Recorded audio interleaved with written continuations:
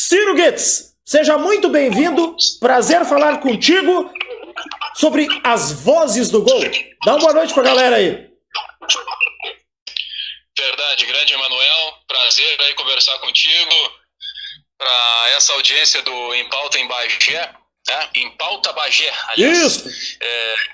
Isso aí, é prazer aí estar com vocês, um frio danado aqui em Santana do Livramento, fronteira com Ribeirão, Uruguai, e é isso aí, vamos falar então desse livro que eu estou lançando, As Vozes do Gol, História da Narração de Futebol no Rádio em Porto Alegre, no Rádio de Porto Alegre, que conta aí a trajetória dos principais e famosos, digamos assim, narradores que passaram pela história do nosso rádio do Rio Grande, né? Uma história que começou em 31 e acabou se desmembrando em muita coisa legal, em muitas influências, em muitos narradores que nos influenciaram e nos fizeram nos emocionar e que até hoje muitos torcedores guardam na memória. Como é que surgiu a ideia de elaborar esse livro? Bom, a ideia faz algum tempo já foi o meu projeto de dissertação de mestrado na Pontifícia Universidade Católica do Rio Grande do Sul, a PUC-RS. Então, inicialmente, a ideia não era trabalhar com tantos nomes.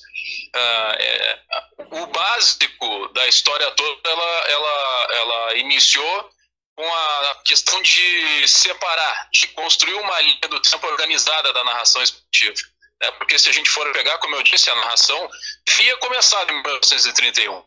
É muito difícil a gente afirmar que começou nesse ano, porque no passado muitas coisas se perderam, muitas histórias elas acabaram sendo passadas de geração para geração, e um dos grandes problemas que a gente tem é o fato de não haver arquivos nessa época. Então, algumas situações são difíceis da gente confirmar de fato.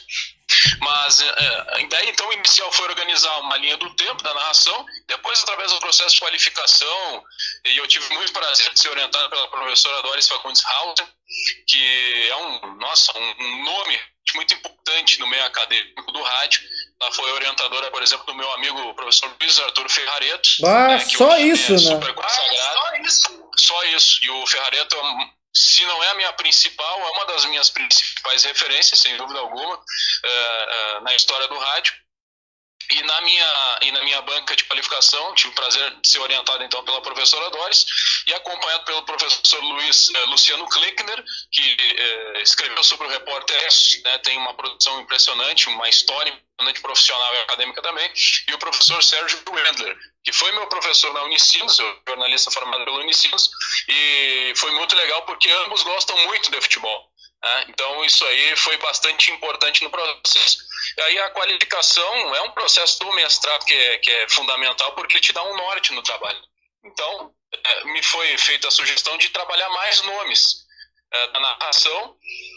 Tinha pouco tempo para fazer e acabei acatando a ideia, e o resultado foi positivo porque no final eu acabei recebendo o título de louvor, né, pelos professores, que é a nota máxima, e aí, claro, né, esse projeto, essa dissertação final, tinha tudo para ser transformada num livro. Mas o que acontece? Houve muitas mudanças aí na minha trajetória pessoal e profissional de 2015 para cá. Em 2015 eu terminei o meu mestrado e já de cara já teve uma oportunidade em Joinville para dar aula lá, né? E fui, não pensei duas vezes, é importante. Era a minha primeira oportunidade profissional como professor, então fui para Joinville. A minha esposa Maria Laura foi junto comigo e a gente ficou lá. Eu fiquei um ano lá. Só que nesse meio do caminho encomendamos o Pedro, né, que agora está com 3 anos. E imagina, cara, dando aula em Joinville, agora depois com filho. Então eu tive que encerrar, né, o meu ano letivo por lá, solicitar a coordenação, enfim, meu desligamento, aquela coisa toda natural, porque eu me coloquei no papel de pai, né? Claro. Porque não era uma situação muito tranquila para a gente viver lá em Joinville, principalmente, eu não digo economicamente falando, digo na distância, né? Porque estávamos praticamente sozinhos lá, com poucos amigos e a família toda distante. Imagina, a minha esposa é de Rivera, e nós morando lá em Joinville, e a minha família de São Leopoldo, né? Então, longe de todo mundo. Então, eu cheguei à conclusão, vou me colocar no papel de pai, né? O pai tem que fazer isso, né, cara? É responsabilidade. E aí, acabei largando, né, do que eu fazia para dar conta do guri, né, que tá aí forte, grande, saudável. E então, com tudo isso, cara, com filho, com um novo trabalho, nova cidade, não tive tempo, nem espírito para parar e pensar em fazer um livro. Mas a coisa foi mudando, né? Cheguei aqui em Rivera final de 2016, me estabeleci aqui, nunca tive muito problema assim, de adaptação, né? Já logo consegui aí formar amigos, porque aqui a gente trabalha, eu trabalho também na área do rádio. O rádio é uma cachaça, né, cara? Ah, é verdade. Eu falo sobre rádio, estudo sobre rádio, mas o rádio é uma cachaça, não consigo largar. E nós aqui, a nossa família também, ela atua na Rádio Reconquista, né, da família Vera Grau, família da minha esposa, Rádio Reconquista de Rivera, que é muito legal porque a gente fala, mistura espanhol com português, é bem coisa de fronteira mesmo, portunhol pegando água aqui, né? Até a minha esposa reclama, cuidado, não fale portunhol com o guri pra não estragar ele, né? E às vezes o cara toca coisinha que eu vou dizer. Então, pra tu ter uma ideia, cara, mudança de trabalho, mudança de cidade, né, em 4 anos de Santa Catarina aqui para o Uruguai, né, para a fronteira, não tinha como pensar em fazer um livro. Então, só agora, no início do ano, em 2020, ó, tá aí no fundo, né, o pessoal deve ouvir. Deu sinal! Já tá, deu sinal! É bem coisa de... Aliás, tem um trabalho muito legal, o professor Ferrareto lançou agora há pouco, ele e o professor Fernando Morgado, que é um livro sobre estratégias, né, de como os meios de comunicação podem fazer para enfrentar essa crise do Covid-19. É uma passagem do livro deles, que é um livro, o pessoal pode acessar. Depois eu passo a referência para ti. Beleza. Que acontece exatamente isso. Tu tá trabalhando em casa, jornalista tá trabalhando em casa, daqui a pouco teu filho invade a sala e sai chorando, e aquela coisa toda, né? Mas voltando ao livro, que eu já vou enrolando a coisa, né? Então só esse ano, Emanuel, que eu consegui parar para pensar, né, e foi uma coisa meio ao acaso, assim, porque eu sempre tenho aquela situação, eu gosto muito disso, né, de passar os períodos, né, de passar as fases, repassar as fases, a transição de vida. Então eu sempre paro realmente, né, parece uma coisa clichê, meio básica, mas eu acabo fazendo isso. Termina um ano, vem aquela fase de pensamento, de reflexão, de férias, que a gente começa a projetar o próximo ano, o que acontece. Eu sei que eu voltei aqui para Rivera ainda em janeiro, porque eu estava trabalhando numa outra pesquisa, e olha essa coisa curiosa, eu estava trabalhando num área que, aliás, eu estou trabalhando ainda, não fechei, e aquela coisa de início de ano, sabe, aquela faxina de início de ano que a gente faz, né?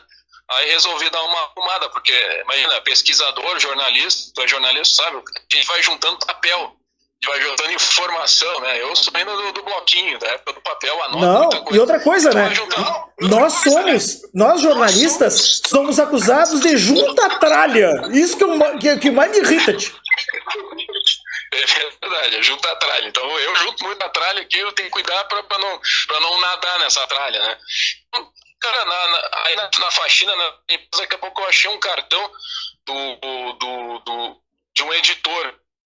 O cartão que eu tinha pego em Joinville, no Intercom, que é um congresso nacional, sim. Da editora Insular.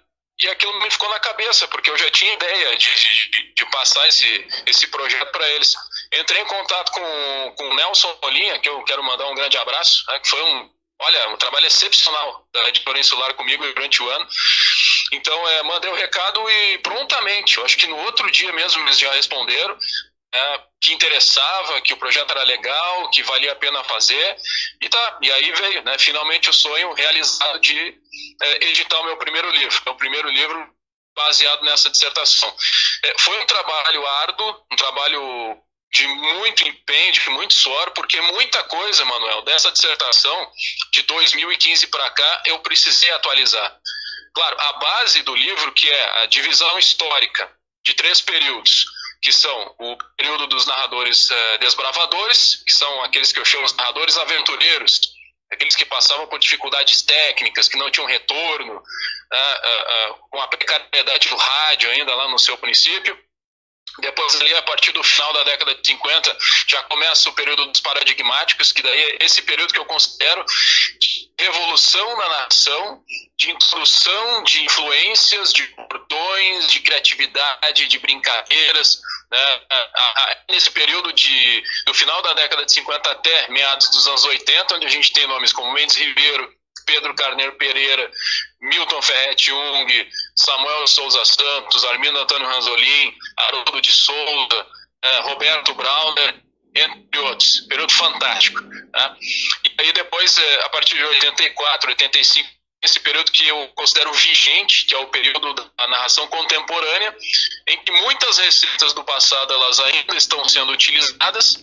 A narração ela vai se adaptando, assim como o rádio vai se adaptando às tecnologias, às tendências do tempo. Hoje muita gente abandonou o rádio tradicional, né? Estão acompanhando situações como a gente está agora aqui, né? Através da internet, através do Facebook. O rádio hoje também está, como o professor Kishinevski diz, né? O rádio expandido. O rádio hoje ele saiu da fronteira do aparelho hertziano e ele está no podcast, ele está no celular, ele está no Face, ele está no Note. Jamais correndo risco de extinção, né? Jamais. Jamais. Essa história, né? Descartem isso. Quando alguém diz assim, a rádio vai morrer, não vai morrer nunca. Ele vai se adaptar. Né? Nessa selva de disputa da tecnologia e do nosso âmbito do capitalismo, que a gente vive nessa situação de um âmbito do capitalismo, que a gente precisa sobreviver, né? A gente precisa vender, nós precisamos de anunciantes, e é assim que funciona. Concorrência, o rádio ele vem se adaptando às situações. É um meio que vem se adaptando, né? E agora é muito interessante, porque nesse período de pandemia, uma coisa antiga está voltando para o rádio, que é a questão de educação. Em alguns lugares onde não tem a tecnologia que nós dispomos hoje, do telefone, do celular, da internet, o velho radinho de pilha está servindo para professores darem aula, né? Nova Hartz é um exemplo. Né? Nova Hartz é um exemplo. Nova Hartz, o pessoal está tendo aula diária das 7 às 8 da manhã. Então é isso aí, cara. Não dá para dizer que o rádio morreu. Pelo contrário, está vivíssimo, sobrevivendo e se adaptando. E bueno, então, o livro é basicamente isso, né? Contando a história desses narradores.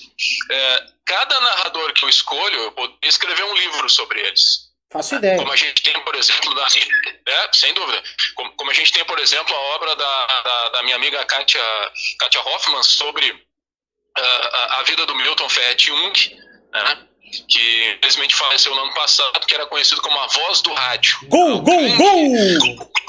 Ele mesmo, gol, gol, gol, bola no fundo do poço, né? Tem esse bordão clássico.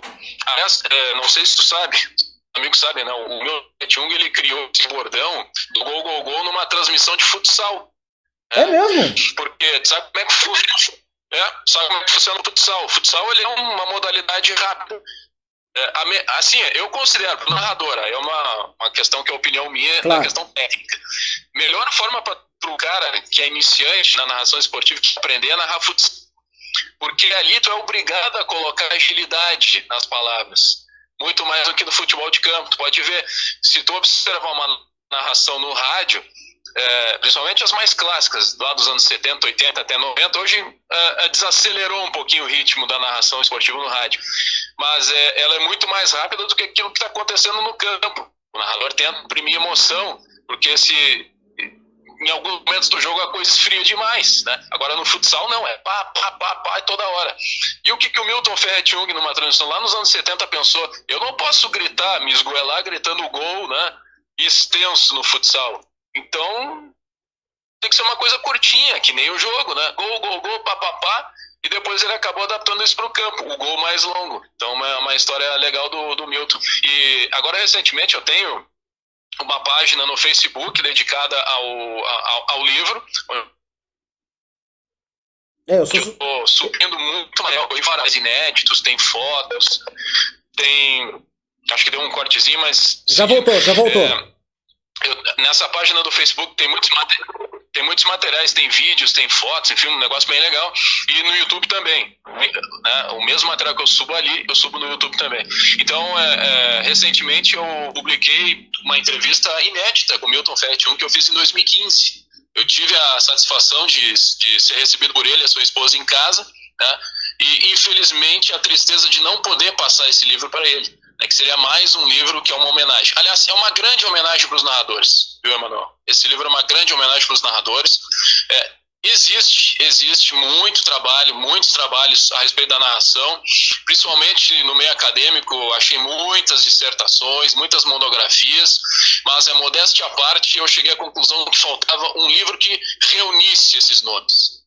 Só que eu digo também que é um livro completamente em aberto, porque a história ela está sendo reescrita, né? O livro, ele foi, como eu estava dizendo, né, foi um trabalho árduo de recuperação, de reorganização, de atualização, e tem coisas que já estão desatualizadas. São pequenas, é verdade, mas coisas que já estão desatualizadas, desde que o livro foi fechado, né? Algumas mudanças que já aconteceram, principalmente na dinâmica do mercado. O mercado do jornalismo é muito dinâmico. Então, é difícil dizer que esse é um livro definitivo. Pelo contrário, é um livro que, no momento que terminar a primeira edição, que, aliás, já está se encaminhando para os encerramentos, né? Com muita alegria, eu quero dizer que as vendas estão excelentes, né? E eu tenho meu estoque que já está acabando, aí depois eu vou ter que indicar outros pontos que as pessoas podem adquirir esse livro. Então, já na segunda edição, vou ser obrigado a fazer algumas atualizações na obra. Isso não vai fugir. E uma outra coisa que eu quero deixar bem claro também a respeito do livro, que muita gente diz assim, porque a narração ela é muito uma questão de gosto também. Então, vai ter muita gente insatisfeita, porque queria ver um certo narrador que não está no livro, que poderia estar. E eu sei disso. É muito difícil fazer essa escolha, muito difícil. A escolha ela foi feita em razão da consagração desses nomes, principalmente numa questão de opinião pública e no imaginário das pessoas, né? E eu cheguei à conclusão que não poderia ficar de fora esses nomes que eu citei. Mendes Ribeiro não poderia ficar de fora, claro, Pedro Carneiro Pereira não poderia ficar de fora, Haroldo e Ranzolin não poderiam ficar de fora, né?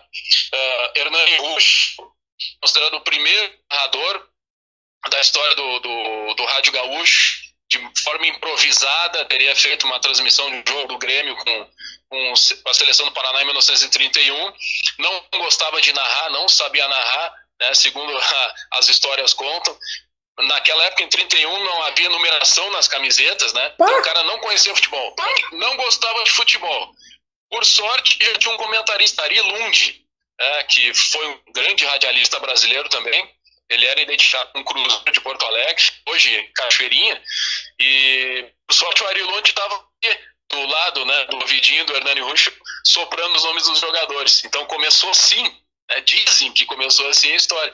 E aí tem outros nomes desbravadores aí, Cândido Norberto, o Cândido Norberto, que bagéense, né? Conhece, né? Bagéense, exatamente. É isso aí. O Cândido Norberto é uma das principais personalidades do radiojornalismo brasileiro. Criador do Sala de Redação na Gaúcha. Criador do Sala de Redação, exato. Ontem mesmo eu conversava com o Pedro sobre isso. Tive a oportunidade de dar uma entrevista aqui na RCC de Santana do Livramento, e o pessoal da produção teve uma sacada espetacular. Colocaram o Pedro Ernesto no ar, e foi muito engraçado, porque o Pedro Ernesto me cobrou o livro no ar, né? Que ele disse assim, mas o senhor ficou de me mandar um exemplar aí, não me mandou até agora. Não dá nada, eu vou lá numa livraria lá e vou comprar. Aí eu falei pra ele, olha, ô Pedro, eu não posso fazer nada, cara, eu já te mandei o livro, né? E outras pessoas estão passando por isso e não receberam, porque tem essa crise dos Correios e demora também, mas... Aqui, ó, né? Levantando o dedinho! Então, cara, assim, ó, pra tu ter uma ideia, como tá difícil a coisa. Teve livros que eu mandei, por exemplo, no dia 7 desse mês, houve outros que eu mandei depois e que chegaram primeiro, né? Vai entender como é que tá funcionando isso. Teve gente de Santa Catarina que já recebeu e aqui do lado não recebeu ainda. É um negócio de louco. Olha só, deixa eu só te interromper. Para fazer dois registros aqui. O José Carlos Belo, que é nosso internauta, está dizendo: conheci o Ciro Guedes num evento na praça em Livramento. Eu vi ele transmitindo um evento nesse dia. Parabéns pelo trabalho dele. Grande abraço a vocês. Obrigado aí, Zeca. Valeu. Valeu. Não, muito obrigado, né? é legal quando a gente tem esse contato assim, o pessoal acaba lembrando e traz aí pra gente, né, essas recordações. Aliás, Livramento que é uma cidade que eu gosto muito, Rivera também gosto muito, bem identificado aqui com as cores, né, e a gente vai conhecendo gente, né, então até estava lembrando nos bastidores aqui contigo que eu, em Bagé, pelo menos uma transmissão eu consegui fazer, né, na minha trajetória. Conta aí como é que foi essa história, conta aí. Na época eu trabalhava na Rádio Progresso, São Leopoldo, Rádio Progresso, e ali, para quem conhece a região metropolitana, as cidades elas são coladas umas nas outras, né? Então tu tem ali São Leopoldo, tu tem ali Sapucaí do Sul, Novo Hamburgo, Esteio, Canoas, e ali Porto Alegre, depois, né, lá pro outro lado já vai começando a subir as terras, ali Voti, aquela coisa toda. Então é uma cidade perto da outra. Então o final da rádio pegava limpo, ali até Canoas, mais ou menos, e a gente acompanhava, em 2007, 2008, a gente acompanhava o Aimoré, a gente acompanhava o Novo Hamburgo e o Sapucaense. Né? Naquela época o Sapucaense ele recebeu um investimento financeiro e montou um timaço. Jogava, por exemplo, na zaga o Lacerda, que é Leopoldense, né? O Lacerda que é técnico do Caxias, né? Que vai decidir com o Caxias, né? O Lacerda. E o que acontece? O Sapucaense era na segunda divisão ainda, e foi campeão da segunda divisão, enfrentou o Bagé na Pedra Moura. Acho que foi numa época mais ou menos que nem essa aqui que a gente tá agora, foi no inverno. Eu sei que tava um frio, cara, E fui com a delegação ainda do Sapucaense, eu acompanhando mais um colega, fizemos a transmissão, né? E infelizmente pro Grêmio Bagé acabou sendo derrotado por 1-0. Mas me ficou marcado isso, cara, porque foi muito legal, né? O Rádio Jornalismo Esportivo me deu a oportunidade de conhecer lugares aqui do interior do Rio Grande do Sul, muitos estádios, e eu guardo com muito carinho, né, realmente aí na memória, essa transmissão dessa vitória do Sapucaense 1-0, se não me engano, foi 1-0 contra o Grêmio Bagé, depois o Sapucaense acabou sendo campeão. Uma outra figura que eu conheço de Bagé é o Leco, né? O Leco foi técnico do Aimoré também, né? Muito identificado aí com os bagéenses, né? Muita história, enfim, no futebol de Bagé também. E não só isso, ele fez muita história, sabe aonde? No Caxias. O Leco jogava com a 8 no Caxias na década de 80. Exatamente, então a gente vai conhecendo pra tu ver, né, como uma coisa legal. E o Cândido Norberto, né, um cara de Bagé, olha só aonde ele chegou, né? Ele não gostava da narração dele, ele fazia porque não tinha outro, olha só, bem coisa de desbravador. Só que o Cândido Norberto, além, né, de ter sido criador de sala de redação, ter feito coisas memoráveis no jornalismo gaúcho, ele entrou para a história também porque ele foi o primeiro profissional gaúcho a transmitir um jogo internacional. Em 1949, no estádio Centenário Montevidéu, ele acompanhou a vitória do Grêmio por 3 pontos em cima do Nacional, que era um festejo dos 50 anos, cinquentenário do Nacional. E aí ele fez essa transmissão. E foi o primeiro também a fazer uma transmissão fora da América do Sul. Né? Naquela época, nos idos anos lá, 50, 40, 50, 60, os amigos vão lembrar que havia as excursões dos clubes. E o Grêmio fez muito isso, o Internacional também fez muito isso. Hoje em dia é impensável tu fazer uma excursão daquela forma. Tu ficar 1, 2 meses fora do estado e jogando e fazendo amistosos contra equipes do mundo inteiro. E o Cândido Norberto acompanhou o Grêmio e tem uma narração dele histórica contra a seleção de El Salvador, que é o único arquivo de gol que tem, né, que foi cedido pelo Lauro Santos, Laurinho, que hoje mora em Torres. Hoje eu conversei com o Laurinho, inclusive, que é filho do Cândido Norberto, o único filho, né, do Cândido Norberto, e ele que cedeu para a Gaúcha. Isso eu não sabia, ele me atualizou hoje no livro, eu vou ter que arrumar isso aí depois. Um gol que ele narra, mas assim, um estilo muito baseado naquele rádio antigo do Uruguai e da Argentina, que foi a primeira influência do nosso rádio gaúcho, né? Aí eu antecipando se daqui a pouco o pessoal ia, mas as influências, onde é que surgiu? A primeira influência da narração esportiva do Rio Grande do Sul foi dos nossos irmãos, foi da Argentina e foi do Uruguai, porque nós captávamos os sinais deles, né, hertzianos, principalmente à noite, e aí eles ouviam, né? E depois lá de cima é que vieram as influências de São Paulo, Rio de Janeiro, e o grande responsável disso, pela entrada desses bordões, dessa forma malandra de narrar foi o Haroldo de Souza, né? Porque até antes da chegada do Haroldo de Souza era aquela narração técnica, emotiva, né? Sem aqueles exageros, com ápice no Pedro Carneiro Pereira, principalmente na questão de discurso e da narração em cima do lance. Impressionante, né? Não errava, não tropeçava nunca. Não é à toa que é considerado o maior narrador da história do Rádio Gaúcho, e o Armindo Antônio Ranzolin, que dispensa comentários, né? Espetacular. Aí chega o Haroldo de Souza e quebra, né, esse jeito gaúcho de narrar, trazendo aquele seu... né, jeitão paranaense, eu diria.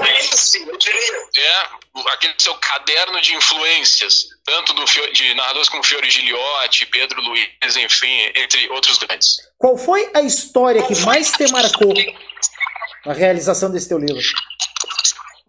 Olha, a história que mais me marcou do livro, sem dúvida alguma, foi não só a história, mas foi a entrevista que eu fiz com o Milton Ferretti-Jung.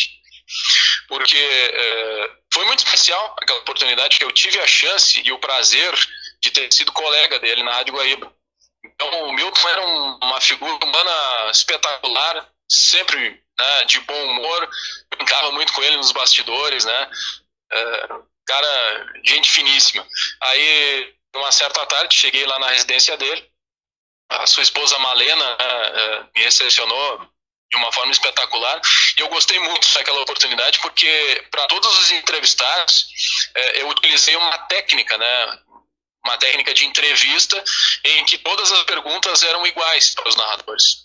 Só que com o Milton isso foi impossível de fazer. Foi o único narrador que não seguiu nenhum tipo de roteiro.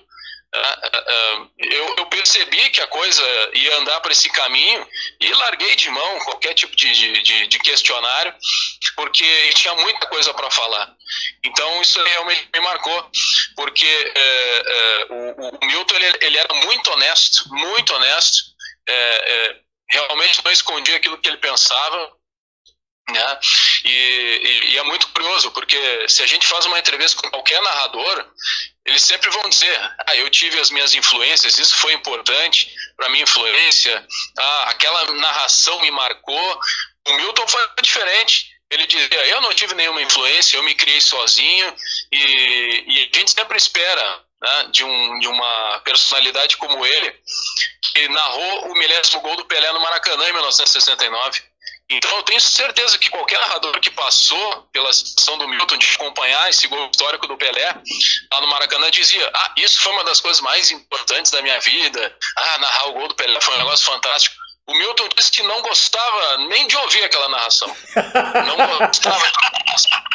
Essa tá sensacional. Eu caí duro, né? Porque eu fiquei imaginando, porque uma das perguntas que eu estava com mais expectativa de ouvir a resposta dele era justamente essa. Milton, queria saber, foi o representante da Rádio Guaíba lá no Maracanã, né? Pô, que honra tu ter narrado o milésimo gol do Pelé dele. Que nada, uma dificuldade desgraçada, né, cara? De narrar na posição que a gente tava, aquele alvoroço cheio de gente, aquela coisa toda. E uma outra coisa legal também é que ele diferentemente de muitos profissionais que sonham em transmitir uma Copa do Mundo, para ele deixou claro que tanto fazia ter transmitido uma Copa do Mundo, né, que não tinha nenhuma grande recordação, principalmente porque o Brasil se deu mal nas Copas que ele transmitiu. Então ele era um baita de um pé frio. Então fez, né? Coitadinho. Copa de 74 na Alemanha, que o Brasil foi eliminado pela Holanda, depois de 86, né? Que essa Copa, para mim, foi o ápice do Milton, porque narrou de forma brilhante, né? Se tu, por exemplo, até vou subir, tô devendo subir, mas eu acho que na internet, no YouTube, a gente encontra uma narração do gol do Josimar, né? Então tem todo o trecho do lance da narração do Milton. Aquele contra a Irlanda ou contra a Polônia? Esse gol foi quando, não me lembro agora, foi um golaço, um gol de placa que ele marcou. Que na verdade ele fez 2 gols, os 2 gols foram de placa daquela Copa. Eu só não me recordo agora qual é que foi o adversário. Eu sei que eu tenho essa narração do Milton aí, eu vou subir futuramente, negócio fantástico, né? E nessa Copa ele estava acompanhado do Samuel de Souza Santos, E 86, Emanuel, é um período que a Guaíba estava passando por uma draga danada. É verdade. Quase fechou as portas, né? Quase fechou as portas. O Bastos Ribeiro acabou comprando o Correio do Povo, a Rádio Guaíba, a TV2 Guaíba, deu uma recuperada, né? Muito importante na Guaíba. Porque a gente teve, aí que é um dos pontos do livro. O período paradigmático eu utilizo como ponto, né, de referência de transição, de época, de era, no momento em que a gente tem a saída do Armindo Antônio Ranzolin da Gaúcha, aliás, da Guaíba para a Gaúcha, e com ele foram vários profissionais da Guaíba. Aquele estilo Guaíba de fazer transmissão esportiva, ela migrou toda para a Gaúcha, e a partir desse ponto, a Gaúcha nunca mais deixou de ser a grande líder de audiência no estado do Rio Grande do Sul, porque nos anos 70 quem imperava era a Guaíba, era coisa como 95-5, tá? E uma prova disso, tá? Por exemplo, no passamento do Pedro Carneiro Pereira, né? Os amigos não sei se conhecem mais ou menos a história. Pedro Carneiro Pereira, que faleceu fazendo uma das coisas que ele mais amava, que era pilotar. Em Tarumã. Ele era corredor. Tarumã. Então, em 1974, ele foi disputar uma prova, né? Agora de cabeça é tanta coisa, exatamente a data eu não vou lembrar, mas foi em 74, e nesse mesmo dia a Guaíba estava fazendo um duplex, né? Que são duas transmissões simultâneas, um jogo do Internacional com São Paulo no Beira-Rio, com a irradiação e a transmissão do Ranzolin, e na Guaíba e no Espírito Santo estava o Milton Jung. O que aconteceu? No meio da jornada, o repórter Clóvis Rezende, que faleceu recentemente também, esse ano, ele deu a informação, né, nos bastidores. O Antônio Augusto também, já falecido, maior plantão da história do Rio Grande. Totonho, grande figura. Passaram essa informação no ar, e o Ranzolin e toda a equipe não tiveram mais condições psicológicas de seguir a transmissão e encerrar a transmissão, né? Tem uma declaração, esse áudio existe, esse áudio o pessoal pode achar na internet, tem facilmente, vou subir também futuramente na página do Voz.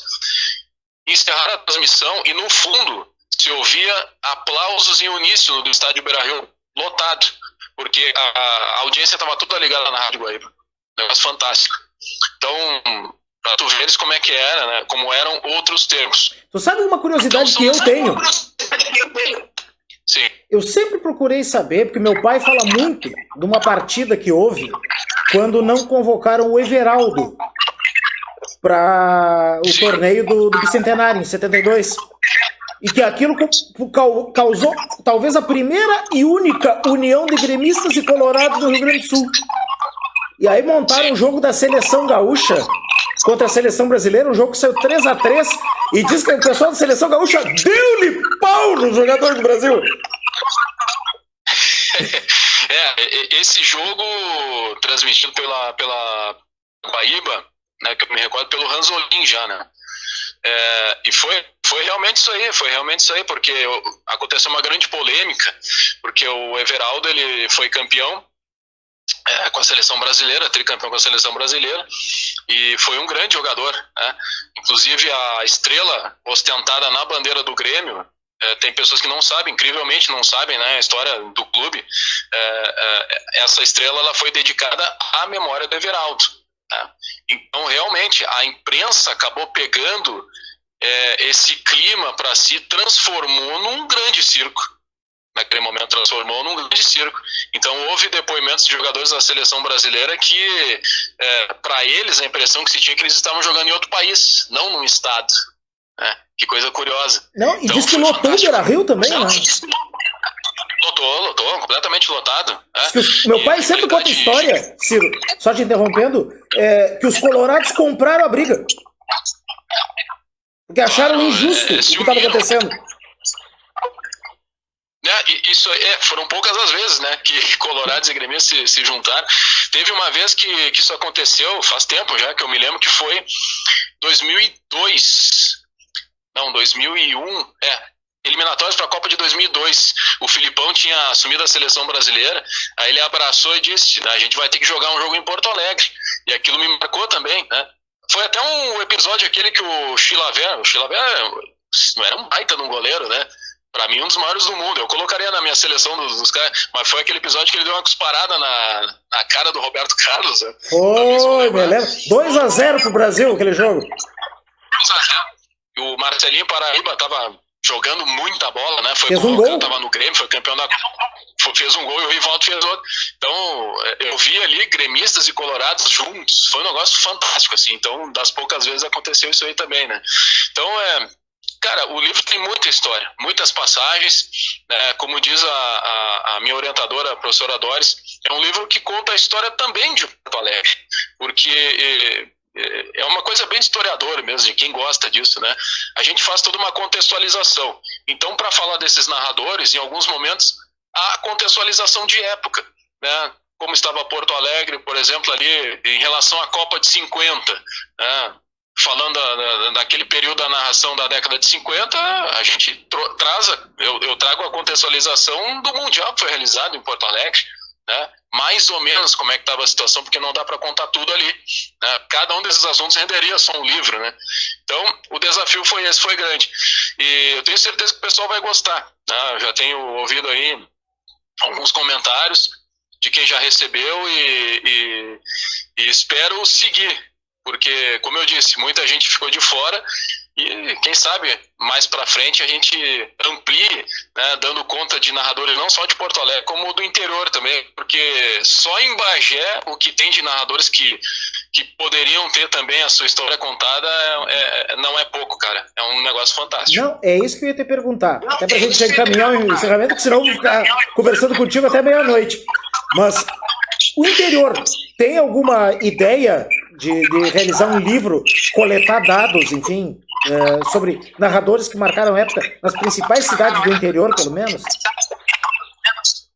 Tem ideia. Inclusive, ela foi a minha ideia inicial do meu projeto de doutorado, de tese, que era dar continuidade a essa questão do estudo, né, semelhante ao que eu fiz em Porto Alegre, mas ampliando para o interior. Então, eu já estava planejando fazer isso. Eu já tinha dividido o Rio Grande do Sul em regiões, né? Claro que não teria como analisar todos, então eu faria um recorte histórico, escolhendo alguns nomes, alguns narradores para serem estudados, né? Em regiões do Rio Grande, mas acabei mudando o projeto nesse momento, porque eu cheguei à conclusão que ficaria inviável, porque para estudar a história do interior do Rio Grande do Sul, acredito que 4 anos são insuficientes. Vai levar mais tempo, vai ser um trabalho bem mais árduo, porque eu levo em conclusão o trabalho que eu fiz em Porto Alegre. Foi muito difícil, né, de colher todos esses dados e trazer para uma obra só. Eu fico imaginando dar conta, né, da história do Rio Grande do Sul. Então, eu acho que 4 anos são insuficientes para isso. É um trabalho a longo prazo que tem que ser feito, porque ele conta, esse tipo de trabalho, esse tipo de investigação, ele conta com pesquisa de documentos, pesquisa de áudios, deslocamentos, entrevistas, entre outros atributos que fazem, né, essa obra ficar coxuda, como diz o meu amigo Nelson Rolim da editora Insular. Então, é trabalhosa, né? Por isso que nesse momento eu deixei um pouquinho de lado, mas é uma ideia, com certeza. Bom, deixa eu perguntar para a produção se tem internauta se manifestando aí. Aliás, tem uma penca ali. Meu Deus! Fala aí, produção! Fala que o Ciro Guedes está escutando aqui. Olá! A gente já tinha se visto, né? Mas tem muita gente perguntando sobre que lance! Celestino Venezuela. Celestino Venezuela. Mas eu acho que não entra no rádio. Não sei se o Celestino narrou para rádio, Ciro. Não, o Celestino para esse livro não, porque é um narrador identificado com a televisão, principalmente, né? Então, acho que a grande marca dele foi para a televisão. É uma sugestão para uma obra, de repente, para narradores de TV, né?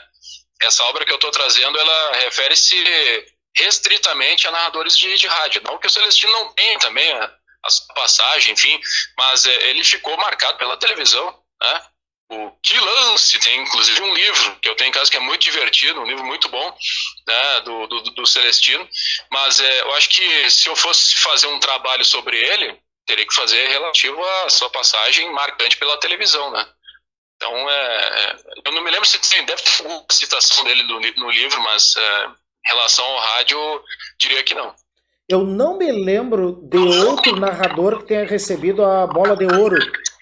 Agora que falar no Celestino, me lembrei disso, né? Uma vez ele ganhou do Galvão Bueno, tia. Acredita se tu puder. Ele ganhou uma bola de ouro de narração.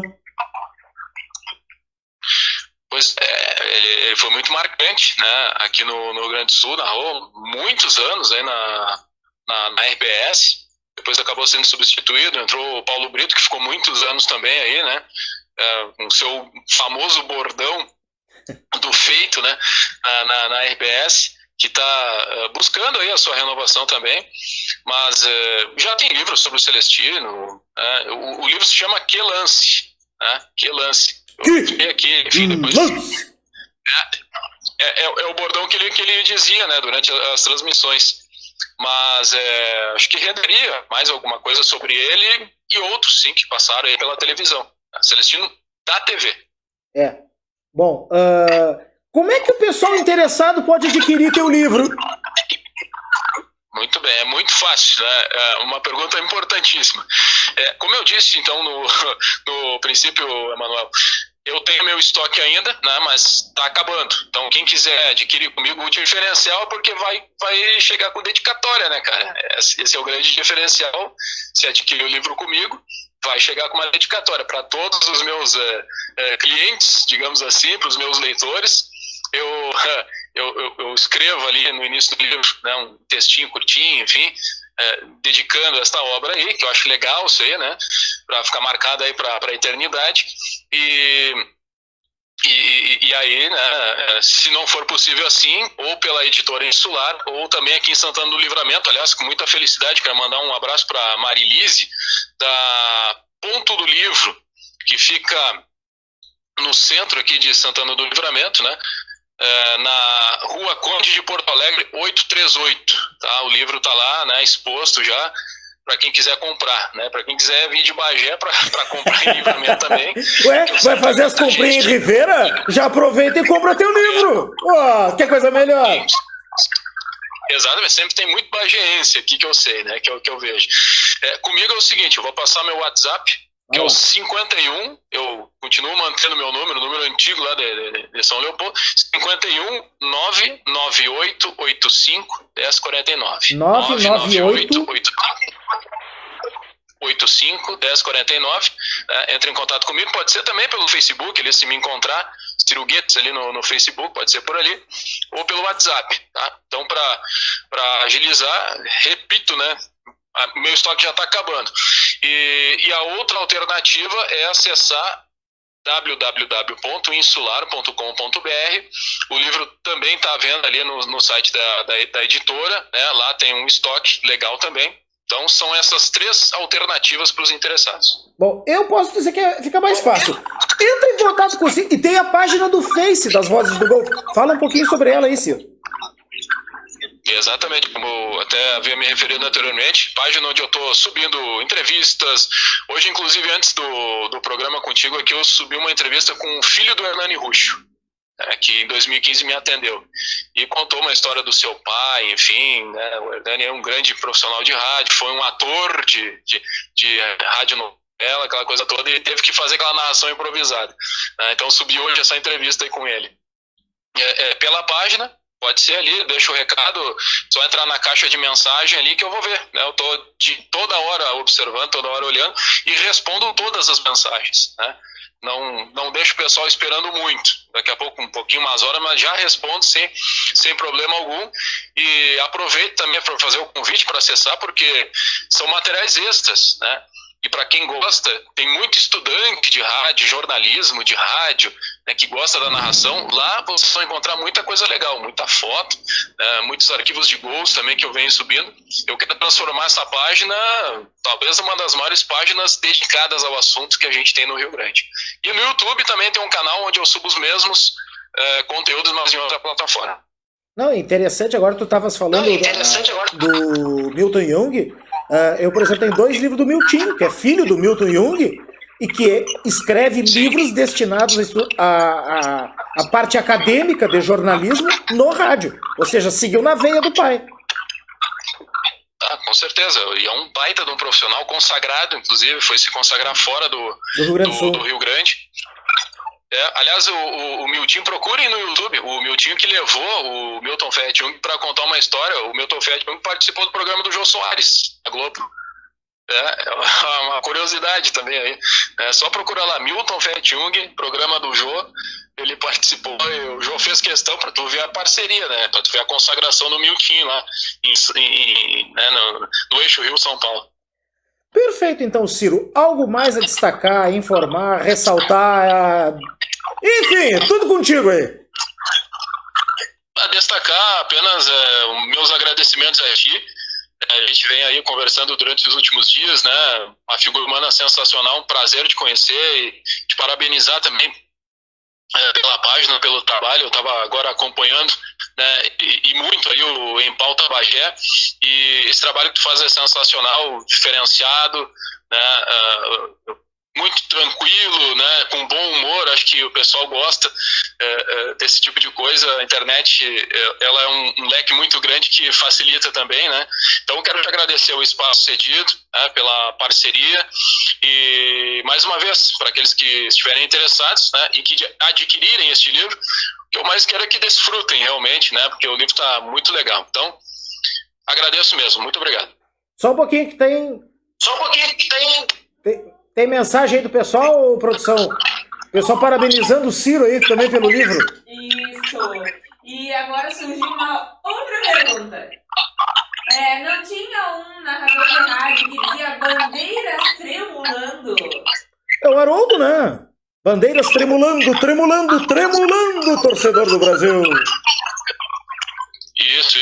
Sobre o Haroldo Souza? Acho que sim. Tá. Acho que estão falando aqui. Sim, não. O Haroldo. Se não tinha um desses narradores que falava isso. O Haroldo que trouxe, né? O Haroldo o principal bordão dele é adivinhe, né? Adivinhe, que é... Na hora do gol. Ele grita no momento... na hora do gol. Até ele fez uma brincadeira com a torcida do Grêmio, que a torcida do Grêmio agora não pode mais na arena, né? Mas antes, na época do Estádio Olímpico, a torcida fazia avalanche. Então, em vez de adivinha, ele gritava avalanche. Um negócio curioso, bem coisa do Haroldo. É muito criativo. O Haroldo, que tem uma característica de abertura de jornada, que ele não descreve apenas o que vai acontecer, mas ele conversa com o seu ouvinte. É uma crônica. Geralmente é uma crônica. Geralmente ele conversa com o seu ouvinte, traz um assunto polêmico, um assunto do dia a dia, e faz um vínculo com o futebol, que é muito interessante, né? E, meu Deus do céu, o Haroldo, ele tem muitas influências, porque ele era caminhoneiro. E nessas estradas da vida, ele ouvia muito seus ídolos, Fiore Giliotti, que era um narrador sentimental, um dos maiores da história do Brasil, Pedro Luiz, entre outros, né? E cada um desses narradores foi importante, porque o Haroldo, ele pensou algumas das características e construiu o seu estilo, né? Então, tem aí algumas polêmicas, enfim, a respeito da questão do adivinhe, né? Que... ele diz que foi criação dele, né? E eu acredito fielmente, né? E ele criou o adivinho, levou lá para Itatiaia, e aí o Paulo Santana, na época, se apaixonou pela narração do Haroldo Souza, e na Copa da Alemanha, nesse período mais ou menos, convenceram o Haroldo para largar Itatiaia para vir para Porto Alegre. E o Haroldo, ele foi muito pé quente, porque chegou em 1974, um ano depois, o Internacional conquistou o primeiro título do futebol gaúcho do Campeonato Brasileiro. E daí para frente foi um período só de conquistas, né? 75, 76, 79, octacampeonato gaúcho do Inter na década de 70. Depois abriu a década de 80 com o Grêmio, campeão brasileiro 81 pela primeira vez, campeão da Libertadores, campeão mundial. Então, deu um pé quente tremendo, né? E a partir ainda desse período, né? Chegou e a dupla Grenal deslanchou. Tá certo, então. Ciro, muito obrigado mais uma vez por nos atender aqui ao Em Pauta. Nós estamos sempre à disposição, qualquer novidade que tu tenha, pra gente bater um papo aqui, trazer as notícias lá de Santana do Livramento, da bela fronteira da paz, Livramento Rivera. Nós estamos aqui à disposição. Qualquer coisa que tu precisar, só nos pegar o grito, como a gente diz aqui em Bagé, tá? E tu também. Em caso de emergência, a gente vai te acionar também. Tá bem, mais uma vez, Emanuel, agradeço aí o espaço, foi um prazer enorme aí conversar contigo, e é sempre muito bom falar de uma paixão, aliás, de paixões que são o rádio, o futebol e a narração esportiva. Então, um grande abraço, até a próxima. Abração, grande abraço, Ciro Goetz, conversando conosco.